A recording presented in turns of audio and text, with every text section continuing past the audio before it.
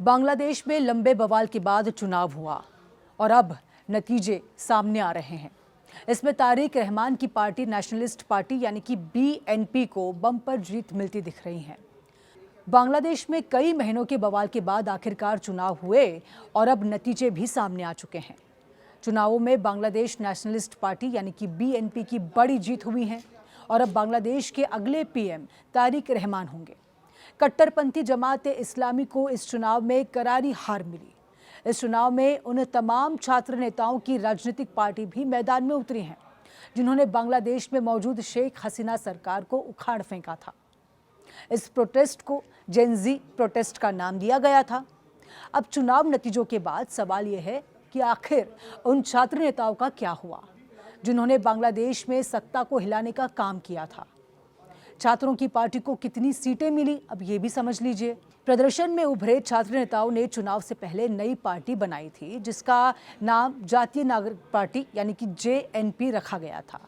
इसे national citizen party यानी कि एनसीपी के नाम से भी बांग्लादेश में जाना जाता है।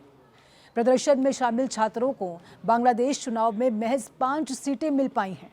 यानी जिन छात्रों ने सड़कों पर उतरकर कई महीनों तक प्रदर्शन किया और सरकार को गिराने में अहम रोल निभाया, उन्हें चुनाव में इसका ज्यादा फायदा नहीं मिल पाया। छात्र नेताओं की पार्टी की हवा निकली। बांग्लादेश चुनाव की सबसे दिलचस्प बात छात्र नेता रहे हैं जिन्हें जनता ने बुरी तरह से नकार दिया है। शेख हसीना के खिलाफ विद्रोह करने वाले छात्र नेताओं ने एनसीपी यानी कि नेशनल सिटीजन पार्टी का निर्माण किया था जिसे सीधा मोहम्मद यूनुस का समर्थन मिला।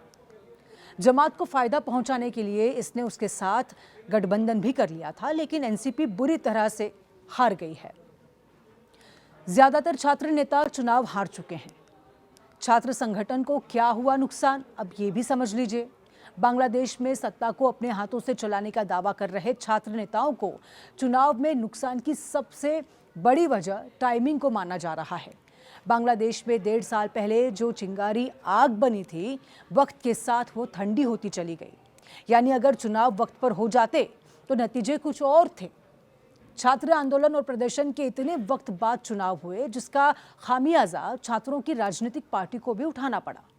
छात्र संगठनों के इस हार का दूसरा कारण भी है।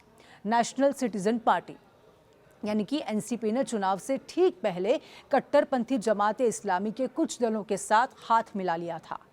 ऐसे में छात्र संगठनों को मिलने वाले सेक्युलर वोट भी छिटक गए और पार्टी को नुकसान हुआ। कुल मिलाकर चुनावी फायदे के लिए किया गया यह समझौता पूरी तरह से फेल साबित हुआ। अब समझ लेते हैं कि किसे कितनी सीटें मिली।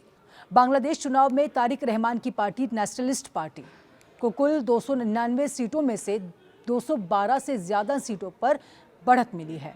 वहीं जमात इस्लामी गठबंधन को 70 सीटें मिलती दिख रही हैं। बीएनपी बांग्लादेश में एक बड़ा विकल्प बनकर सामने आई और 17 साल से देश से दूर रहे तारिक रहमान की वापसी हुई। लोगों ने उन्हें एक मजबूत नेता के तौर पर देखा और चुनाव नतीजों में उनकी पार्टी को बम्पर जीत दिला दी।